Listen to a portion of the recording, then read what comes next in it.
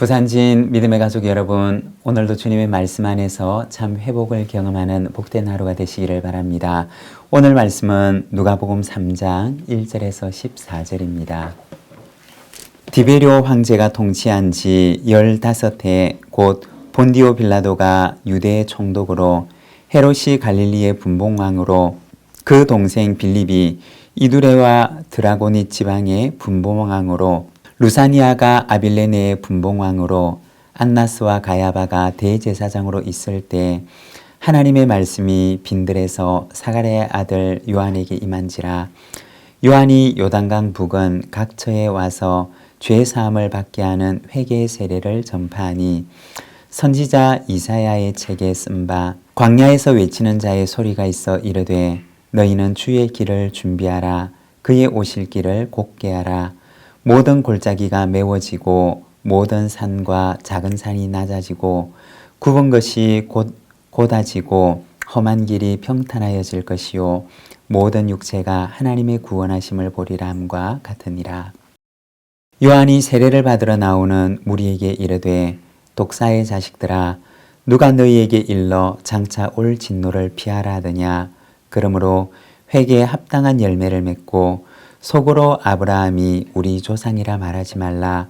내가 너희에게 이르노니 하나님이 능히 이 돌들로도 아브라함의 자손이 되게 하시리라.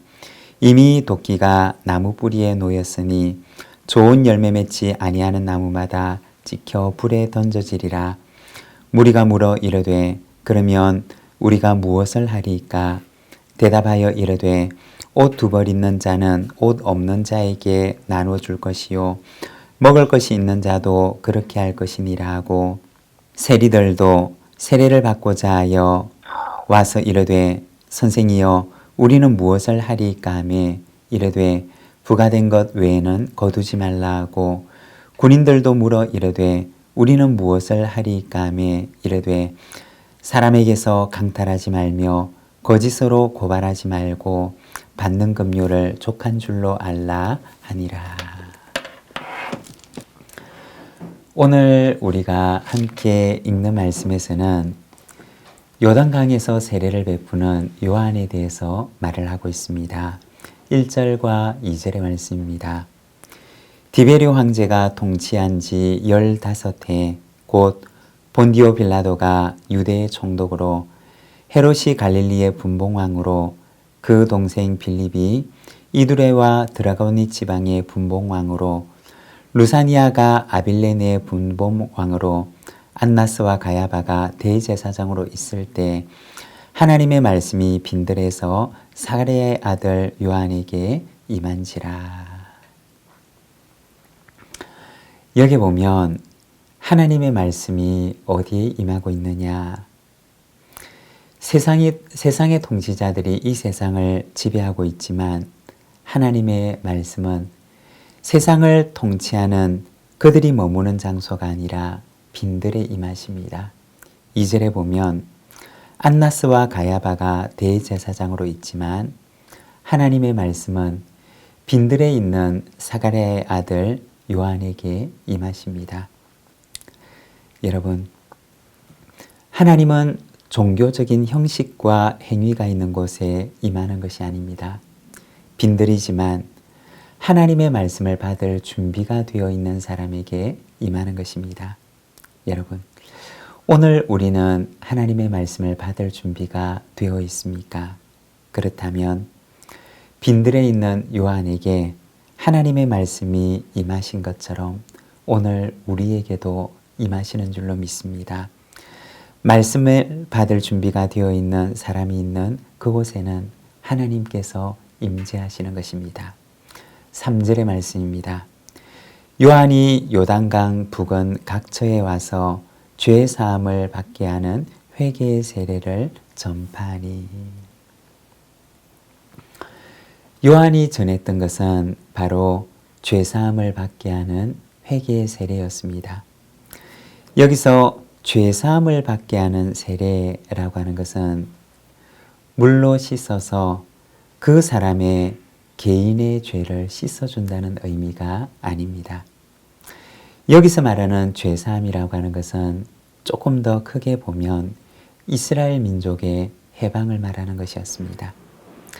이방 민족으로부터 억압당하는 오늘의 현실로부터 해방되는 것을 말하는 것이었습니다.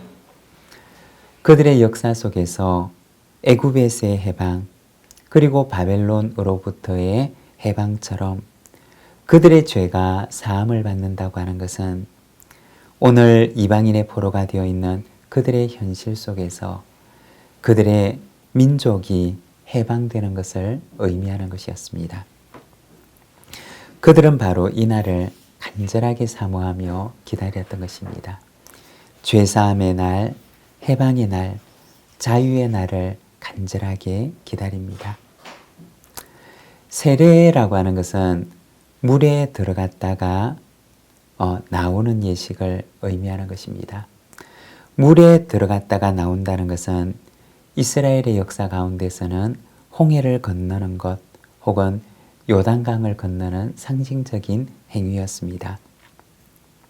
물에 들어간다는 것은 바로 그들을 억압하는 자로부터 해방하는 것을 말하는 것이고, 물에서 나온다고 하는 것은 자유의 삶을 의미하는 것이었습니다. 그러니까 물에 들어갔다가 나온다고 하는 것은 바로 하나님의 구원을 의미하는 것이었습니다. 요한이 전했던 죄사함을 얻게 하는 세례는 바로 해방과 자유를 의미하는 것이었고, 또한 새로운 출애굽, 구원을 의미하는 것이었습니다. 많은 사람들이 요한에게 와서 죄사함의 세례를 받았습니다. 세례를 통해서 그들의 민족을 해방하시고 구원하시는 날을 기다렸던 것입니다. 그리고 어떤 이는 어쩌면 요한이 자신의 민족을 해방시켜 줄 메시아라고 생각하는 이들도 있었습니다. 7절과 8절에 보면 자신에게 세례를 받기 위해 나오는 사람들을 보고 요한은 말을 합니다. 요한이 세례받으러 나오는 무리에게 이르되 독사의 자식들아, 누가 너희에게 일러 장차 올 진노를 피하라 하더냐. 그러므로 회개에 합당한 열매를 맺고 속으로 아브라함이 우리 조상이라 말하지 말라. 내가 너희에게 이르노니 하나님이 능히 이 돌들로도 아브라함의 자손이 되게 하시리라.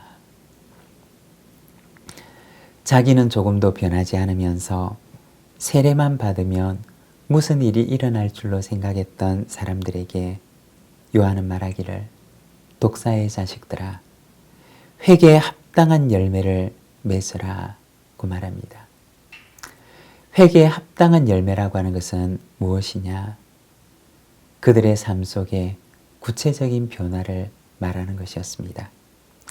옷이 두 벌 있는 자는 옷 없는 자에게 나눠주는 것이었고, 세리는 부과된 것 외에는 더 거두지 않는 것이었고, 군인은 사람을 강탈하지 않고 거짓으로 고발하지 않는 것이라고 말합니다. 구체적으로 그들의 삶을 돌이키는 것을 회개에 합당한 열매라고 말을 합니다.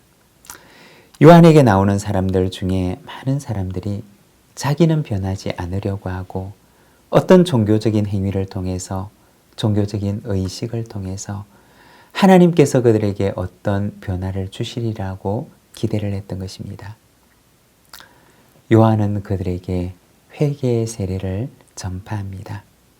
회개만이 진정한 변화를 가져올 수 있음을 말합니다. 여러분, 회개는 구체적인 삶의 변화입니다.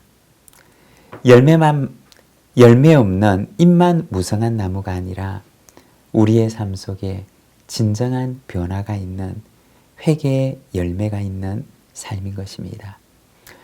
2025년 새로운 한 해, 주님을 향한 변화가 있는 이 한 해가 되기를 원합니다. 작은 것이지만 변화의 열매를 가지고서 주님 앞에 나아가는 저와 여러분이 되시기를 바랍니다. 기도하겠습니다. 하나님 아버지 은혜를 감사합니다. 주님, 우리의 삶 속에 진정한 변화와 구체적인 변화를 원하시는 우리 하나님을 바라봅니다. 주님, 참으로 우리의 삶 속에 이러한 참된 회개에 합당한 열매가 맺힐 수 있도록 인도하여 주시옵소서. 내 삶에 작은 것 하나라도 하나님께서 기뻐하시는 삶을 향한 변화가 있도록 연약한 우리를 붙들어 주시옵소서. 이 하루를 주께 의탁합니다. 오늘도 주님과 동행하는 하루가 되게 하여 주옵소서. 예수님의 이름으로 기도드립니다. 아멘.